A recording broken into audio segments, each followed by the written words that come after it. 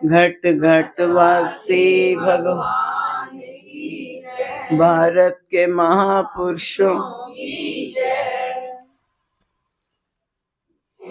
इष्ट देव भगवान के परम प्रिय आत्माओं, आज आप यहाँ पर मालिक का प्रागट्य दिवस मनाने के लिए हाजिर हुए। वो तो निकल गया पूर्णमासी को,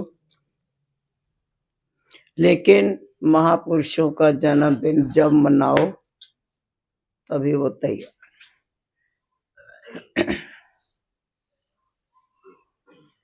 इन्हीं का ही नहीं प्यारे, सभी महापुरुषों ने, संत लोगों ने, या मैं इनकी बात नहीं करूंगी, संत लोगों ने जब जब भी देखा धरती पे नुकसान हो रहा है, धर्म की हानि हो रही है, तब तब उन्होंने अपने हिसाब से अवतार लिया और आकर के अपने बच्चों को सीधा सीधा रास्ता बताया।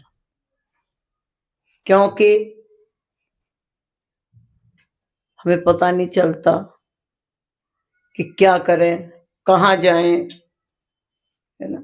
अब स्वामी जी के जाने के बाद ही एक बार तो नैया डगमगाई ना कि अब कैसे क्या करना। जैसे भी रहे हम टूटे फूटे, पर एक पगडंडी सी दिखानी पड़ती है। ऐसे ही जब धर्म का लोप होने लगता है, धर्म की हानि होने लगती है, तो फिर ये संत रूप में मालिक कैसे न कैसे अवतार लेते हैं और समय समय पर आकर के भूले हुए लोगों को सीधा रास्ता दिखाते हैं। सभी ने यही किया, जितने भी महापुरुष हुए हैं। किसी भी संत, कबीर जी को ले लो, रविदास जी को ले लो, इन 10 महाराजाओं को ले लो, किसी को भी आप ले लीजिए, सब लोगों ने मिलके जो है, एक ही उनका लक्ष्य होता है कि भूले हुए जीवों को सन्मार्ग पर लगाना।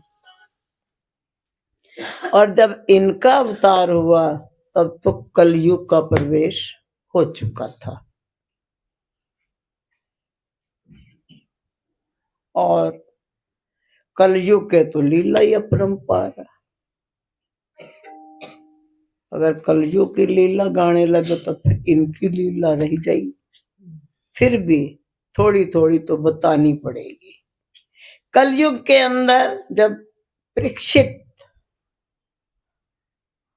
के ऊपर बैठा कलयुग, तो किसी भी तरीके से जो है ना, मतलब उस समय द्वापर युग खत्म हो रहा था और कलयुग को आना था। और ये इनका तो हिसाब किताब, इनका नहीं, कलयुग का, उनका तो हिसाब किताब ही अलग, अपने इंद्री हाथ में लेके चलता वो। तो कि आजकल क्या है, ज्यादातर ये काम वासनाएं ही तो चल रही है ना। उसी हिसाब से श्री गुरु महाराज जी के उस बीच में ये चला परीक्षित के सामने, अजीब विकराल सा बना हुआ अपने उसी पोज में। तो परीक्षित ने देखा, भाई आप कौन है? कहते जी ऐसा है, अब द्वापर खत्म हो चुका है, अब मेरा प्रवेश होगा और आपको खत्म करना होगा, अपना चलना पड़ेगा। उन्होंने कहा, भाई ऐसा नहीं होता है। और ये बात तब की है जब उसके गले में तक्षक नाग नहीं पड़ा था, उससे पहले ये घटना हो चुकी थी।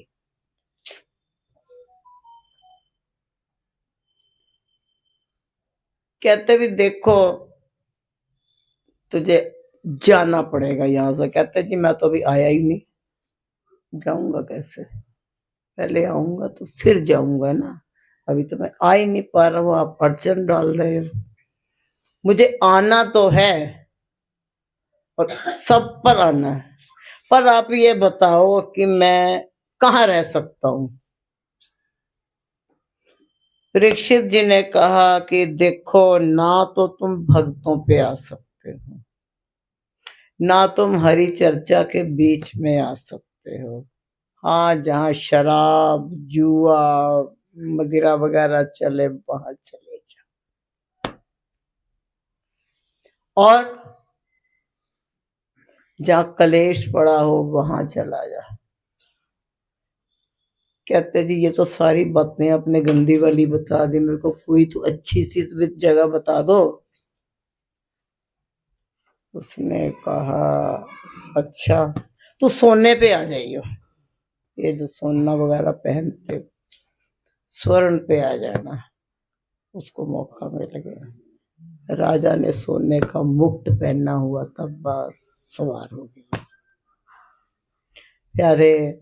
उसके बाद ये तक्षक नाग वाली घटना घटी है।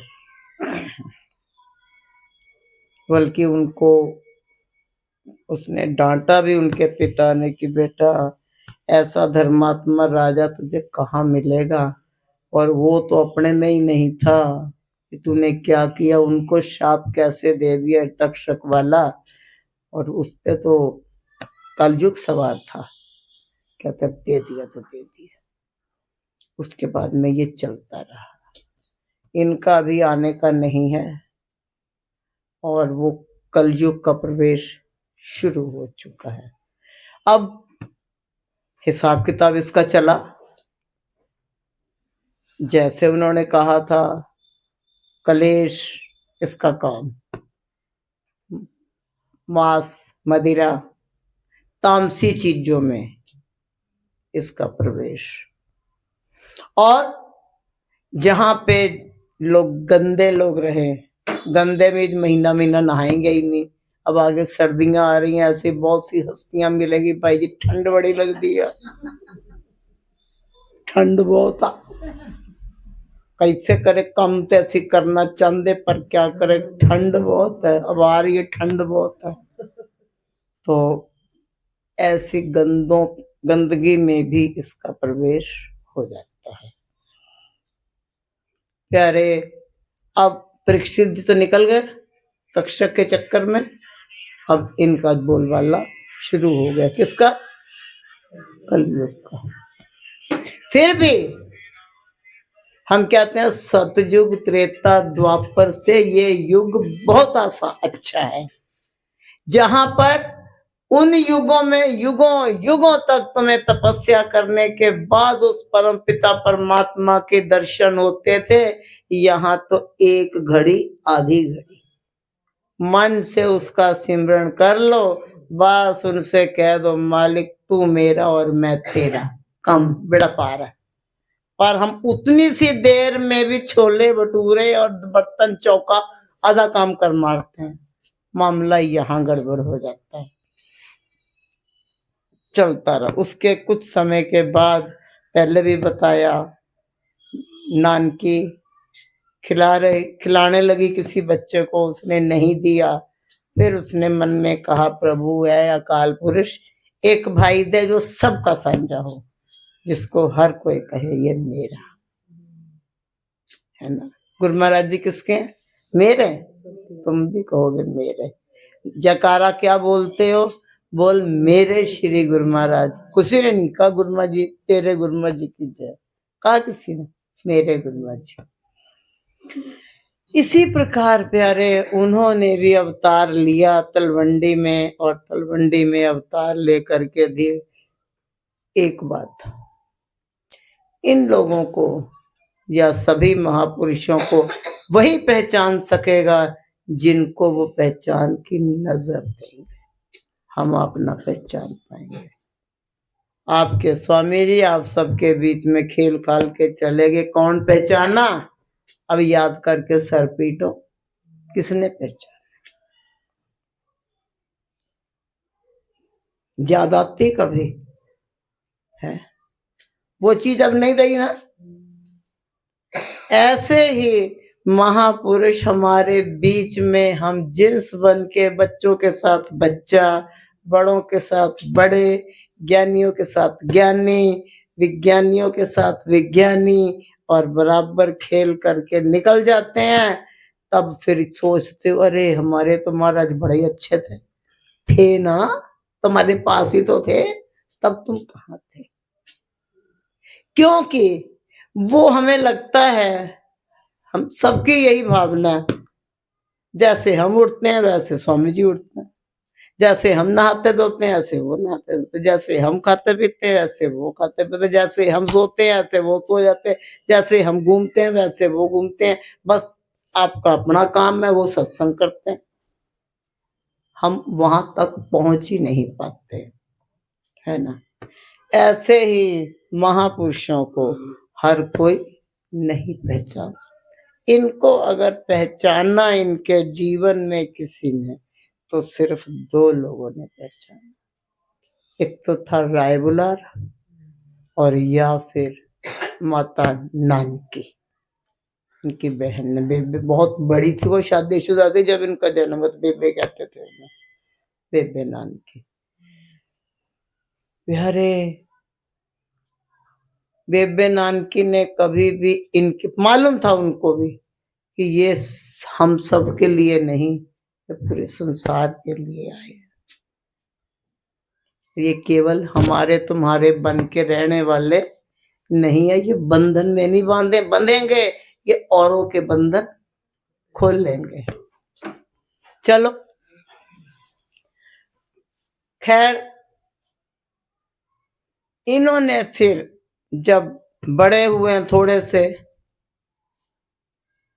पढ़ाने को भेज दिया गया, गुरुकुल होते थे, वहां पे जो है आचार्य बोलते थे, इधर जो है पांडा बोलते थे।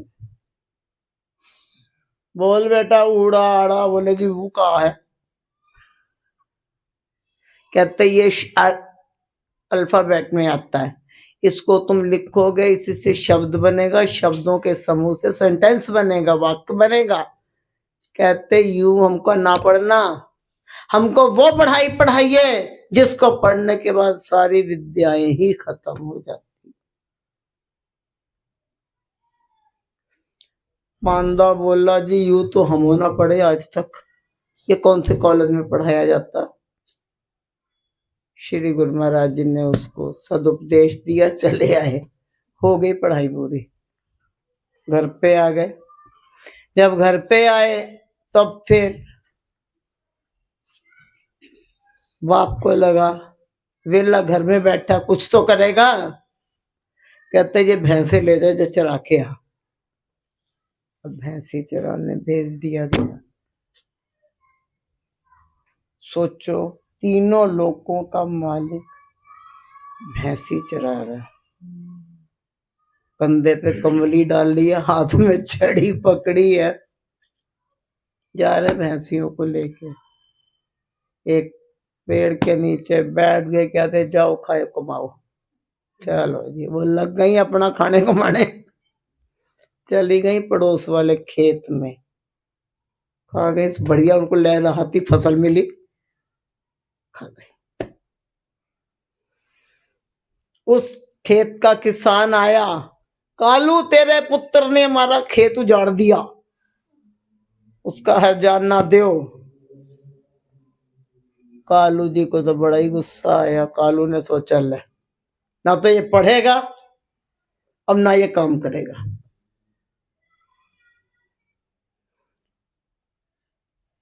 थोड़ा गुस्सा उस्सा भी किया, लेकिन वो जो राय बुलार पटवारी था, वो एक बात कहते थे, कालू तू कभी इसको गुस्सा मत किया कर, तेरा कोई नुकसान हो जाए तो तू मुझसे ले लिया कर, पर कालू ने कुछ ना आखी। तू नहीं जानता ये अकाल पुरुष है। कालू कहता था पुरुष तो समझ में नहीं आ रहा, ये अकाल पुरुष है, उनके भी पल्ले नहीं पड़ता था। खैर तभी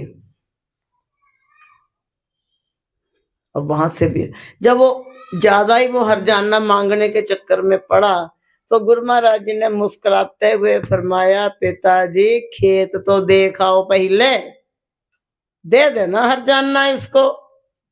जरा देखो तो कितना खेत खाया, थोड़ा खाया, ज्यादा खाया, कितना खाया? ये तो पूरे खेत का हर्जाना मांग रहा।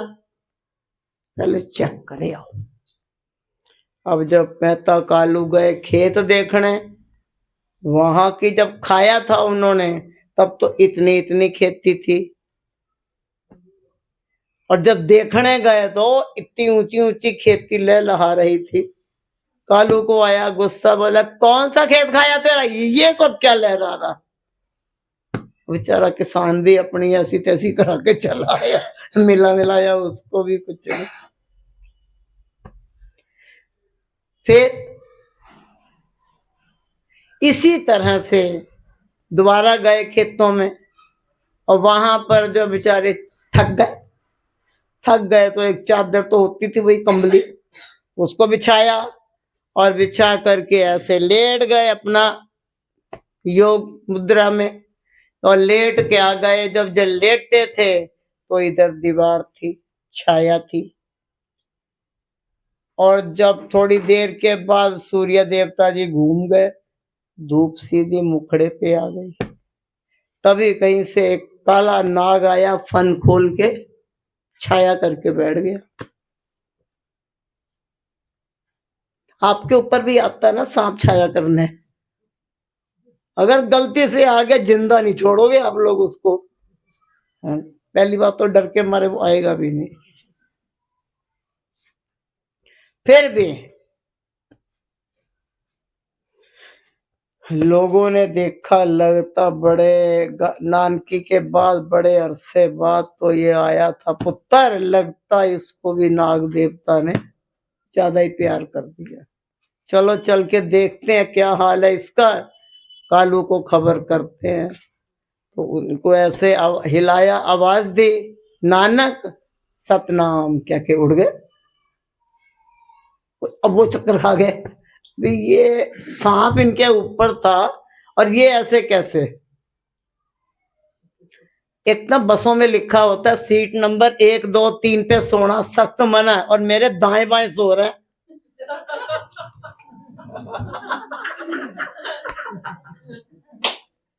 नहीं मगर मुझे नींद आ गई ना, तुम उठ के भाग जाओगे, दाएं बाएं लगे अपना करवट लेने में।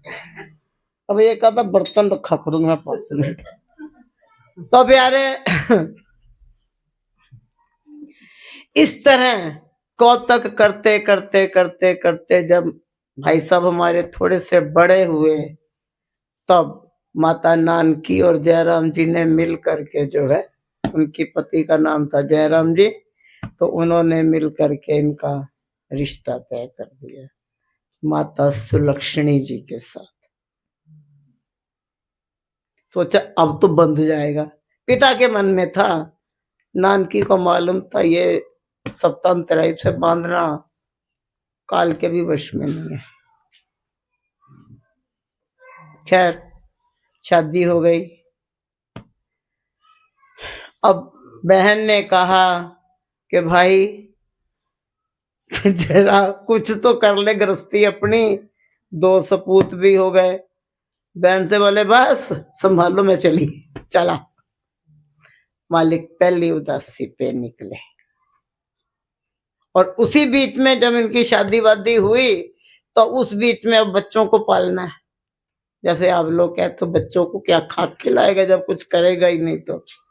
तो जयराम जी का मोदी खाना था सुल्तानपुर में। माला को क्या क्या के थक गए, कहते मैं तो नहीं दिखाती। वहां पर इनको मोदी खाने में बनाया गया दुकानदार। अब दुकानदार ये आलू आटा दाल चावल तोले खातिर आया, इन्होंने तो सच्चे सौदे करना है, कुछ हिसाब किताब। प्यारे अब चली बात, एक बार एक बंदा आया, मोहन नाम था, तो मोहन ने सोचा भाई चलते हैं मोदी खाने, वहां से 20 किलो आटा ले आते हैं। अब 20 किलो आटा, 1 2 3 4 करते करते जब गिनती 13 पे आई, 13 13 13 13 13 13 13 का तो पता नहीं कितने किलो चला गया। प्रथम जी ने देखा, गए दौड़ के जयराम के बाद, बाबा तेरा मुद्दी खाना लुटपिट गया आज। वो 13 13 में पता नहीं सारा तोल ताल दिया उन्होंने, चक्कर ले जाके। खैर जयराम जी भी समझदार थे, ऐसी बात नहीं किसी की बातों में आ जाए, इसकी बात में आए नहीं। उन्होंने कहा कोई बात नहीं, उसको दिया ही तो है ना, उसका पेट भरेगा। चलो भाई चला गया। लेकिन बाद में उन्होंने कहा, नानक अगर तुम कहो तो अब मन के अंदर थोड़ी बात को छिपा के अपनी तरफ से बात संभाल के कही, पर उनसे कहते थोड़ा सा मोदी गाने का हिसाब किताब कर लें। कहते बिल्कुल। तो जिस हिसाब से इनका राशन पानी चला हुआ था, उस हिसाब से इनके 500 रुपये बचने थे। पर यहाँ तो 13 13 में जो और लुटपिट गया मामला, तो उनको ये था कि अच्छा खासा नुकसान हुई। तब जब हिसाब देखा गया तो 500 के आगे एक जीरो और लगी हुई थी। बोले भाई साहब ये पड़ी तेरी धर्मशाला और मैं चला आगे को, अब न मैं टिकने वाला। चल पड़े। जब चलने लगे तब फिर कालू जी के पास खबर पहुंच गई। कालू जी ने फिर लगाए। कालू बोला कुछ तो करेगा, क्या करेगा? तो कालू जी ने कुछ नहीं सूझा, 20 रुपये दिए। बोले नानक ये पकड़ 20 रुपए, जा सच्चा सौदा करके आ। अब पिता के वचन तो पूरे मानने हैं ना, सच्चा सौदा करना, दाल चावल खरीद के नहीं ले आने, सच्चा सौदा। और वो मर्दाना बाला नाल चल पड़े जी सच्चा सौदा करने के लिए। आगे को जब गए तो देखा सामने से संत मंडली आ रही थी। मर्दाने से बोले इससे बढ़िया सच्चा सौदा ना कुछ होने का, क्योंकि पिताजी ने कहा है नानक सच्चा सौदा करना है।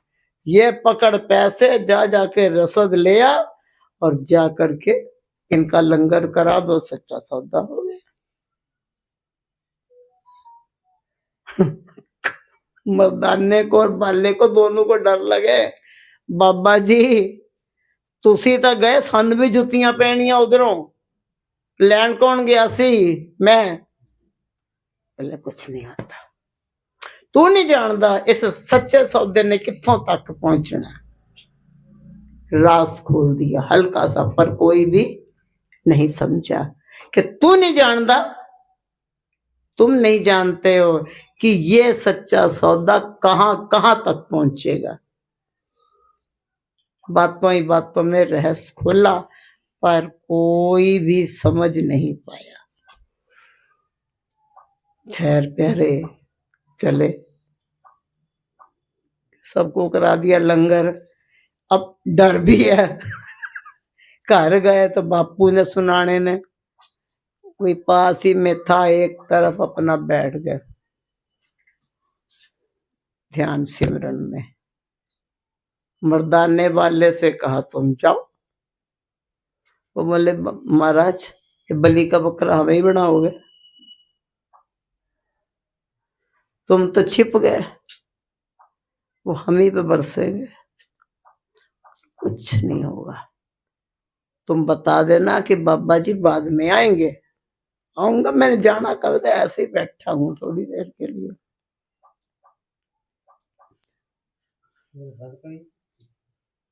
फिर उन्होंने जब जबरदस्ती उनको भेज दिया गया, चले तो गए बेचारे। तो कालू जी ने पूछा किथे नानक? कहते जी उथे समाधि लाई बैठा। ये नहीं बोल सके कि अभी आएंगे कि कब जाएंगे। कहते वो जी उधर पीछे समाधि लगा के बैठे हैं वो कह के कहा है उन्होंने कि तुम चलो हम आएंगे। तो बोले 20 रुपए का खरीदा क्या है? कहते वो लंगर चला दिया। कालू जी का जो पारा हाई हुआ ना, इंतहा, उन दोनों को भी सुनाए और सीधे वहां पे पहुंचे और वहां जाकर के 3-4 थप्पड़ लगा दिए। घर से निकल जाओ, ये तुम चाह ही रहे थे।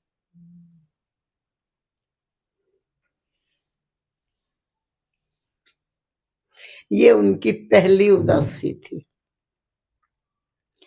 वो दोनों भाई लोग मरासी लोग जो थे वो तुम्हारे बाला मर्दाना साथ ही थे। चल पड़े और चलते चलते चलते चलते कितनों का कल्याण किया, कितनों का उद्धार किया, कोई जगह नहीं छोड़ी। एक बार तुम्हारे हरिद्वार पहुंच गए, वहां पे उन्होंने देखा कि ना वो लोग स्नान करके ऐसे सूर्य देवता को जल चढ़ा रहे थे ईस्ट की तरफ मुंह करके। तो ये तो रूढ़िवादी को इन्होंने खत्म किया। हम भी ये बात कहते हैं, आखिर बहन उन्हीं की होना, हम भी यही बात कहते हैं कि कोई भी अगर आप त्योहार मनाइए उसका लॉजिक अवश्य जानिए। ऐसे ही उन्होंने भी रूढ़िवादिता को खत्म किया। तो जैसे जो लोग पूरब की तरफ को जल चढ़ा करके सूरज को पानी दे रहे थे, भाई साहब ने भी लोटा पकड़ा और पश्चिम की तरफ को चढ़ाना शुरू कर दिया। कुछ लोगों ने कहा, काफिर इधर क्या करते हो? बोले जी तुम उधर क्या कर रहे हो? कहते जी हम तो सूरज को पानी दे रहे हैं। कहते मैं इधर अपने खेतों को पानी दे रहा हूं। तो दिमाग खराब है? कहाँ है तेरे खेत? बोले हाँ थोड़ी सी दूरी पे है। तो कहते कि तुम्हारा पानी खेतों में चला जाएगा ऐसे एक चुल्लू भर पानी? बोले हद हो गई, हजारों योजन दूर सूरज पे तुम्हारा जल एक लोटा चढ़ रहा है, मेरे खेत तो वहां के आधे हिस्से में भी नहीं है, वहां भी चढ़ेगा।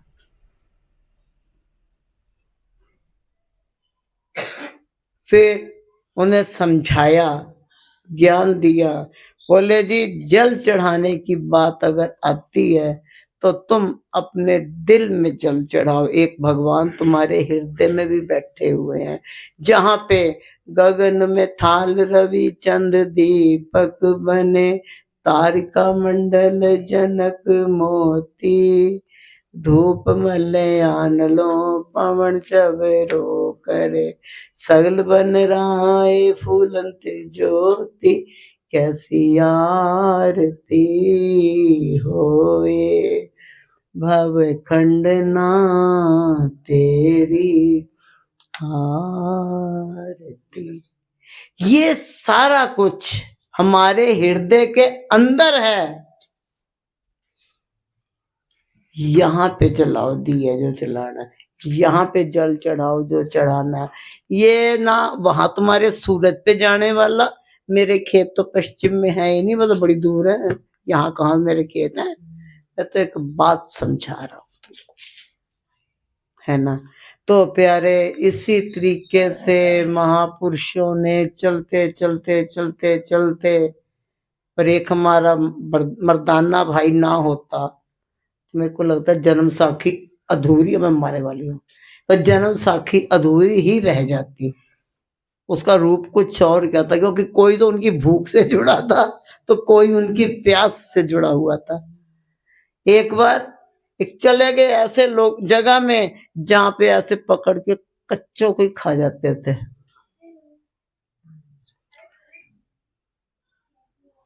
मर्दाना बोला बाबा जी बहुत भूख लगी है, मैं शहर में जाके कुछ खाया हूँ। बोले बेटा गलत जगह फंस जाएगा। बोले महाराज गलत जगह फंस के मरूंगा, मर तो वैसे भी जाऊंगा भूख से। बहुत समझाया, नहीं माना, चला गया। वहां पर कौडे राक्षस का राज था।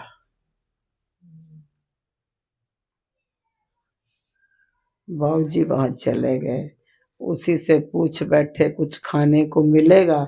बोले हाँ मिलेगा ना। पकड़ा उसी को यूं चबाने लगा। ओ बाबा जी रक्षा करो, बाबा जी रक्षा करो। बाबा जी ने बाल्य से कहा फंस गया, चलो चलते हैं, है ना। फिर कौडे राक्षस से उद्धार किया, सज्जन ठग से उद्धार किया। सज्जन ठग देखिए, जो भी आना, उसने एक धर्मशाला बना रखी थी, जो भी आता था उसको खूब खिलाना पिलाना, सेवा करनी, सब कुछ करना। रात के समय उसका लूट लाट के मार के निकाल के फेंक देना।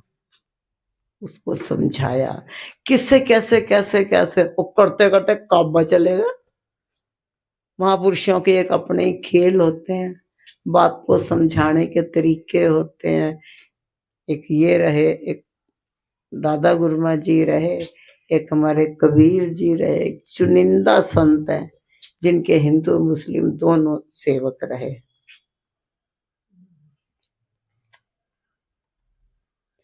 वहां पर जहां पे इनका काबा है, काबे की तरफ चरण करके लेट गए। मौज है हमारी, हम किधर भी लेते हैं। रोक लोगे हमको? रोक के दिखाओ। आए कुछ मौलवी लोग, बोले यार काफिर क्या करता है?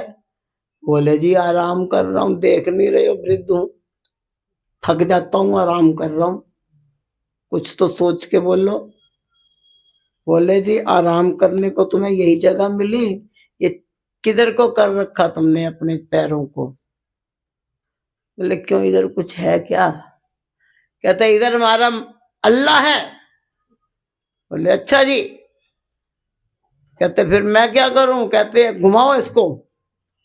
और देख बुजुर्ग बंदा हूं, उठा उठा मुझसे जाए ना, तुम हमारे पकड़ लो पैरों को, इसको जहां पे तुम चल पड़ो, जहां तुम्हारा अल्लाह बल्ला ना हो वहीं पे कर दो, मेरे से उठा ना जा रहा, मैं बहुत थका पड़ा हूं, आराम करने दो।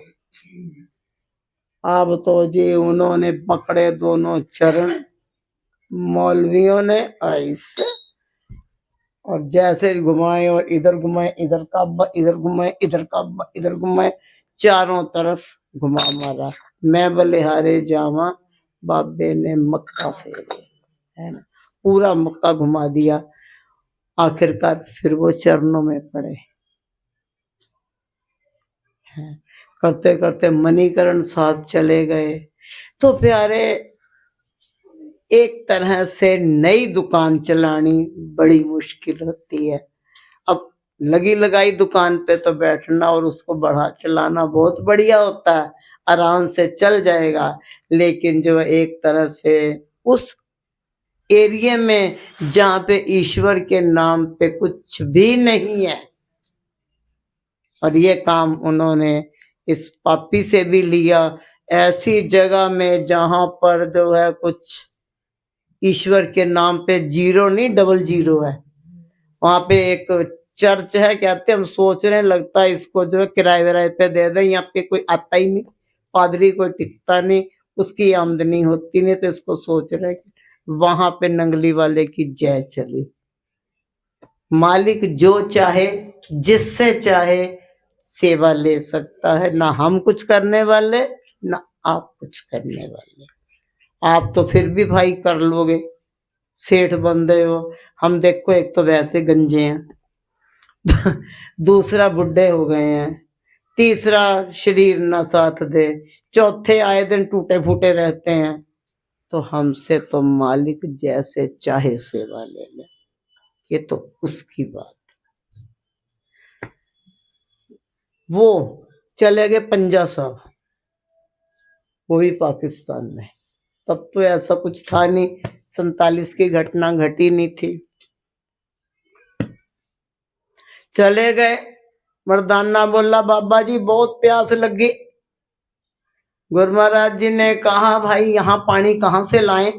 कहते जी मैं मर जाना। बोले मर जाना तेन जिला तो लेना, पर तू पानी कित्थों पीना? फिर गुरुमाई ने फरमाया वो पहाड़ी की चोटी है और उस चोटी पर एक वली कंधारी रहता है, वहां चला जा, वो पानी पिला देगा। बेचारा पहाड़ी चढ़ के तो गया ऊपर, और जैसे ही वहां पर पहुंचे तो बोले मुझको पानी पिला दे। वली ने पूछा भाई तू है कौन? अब एक बात बताइए, हमसे आपसे कोई पूछेगा कि आप किसके बच्चे हो, तो हम तो जी कॉलर उठा के कहेंगे हम तो नंगली वाले के बच्चे हैं, और मुझे लगता आप भी ऐसे ही कहोगे, है ना? हम श्री नंगली साहब नंगली वाले के बच्चे हैं। ऐसे ही मर्दाने ने भी कह दिया मैं नानक दरवेश का साथी हूं। वो चिढ़ गया, कहते अच्छा, नानक अगर अपने आप को दरवेश कहलाता है, उसने तो कहा भी नहीं कि तुम मुझे दरवेश कहो, उन्होंने तो ऐसा कुछ नहीं कहा।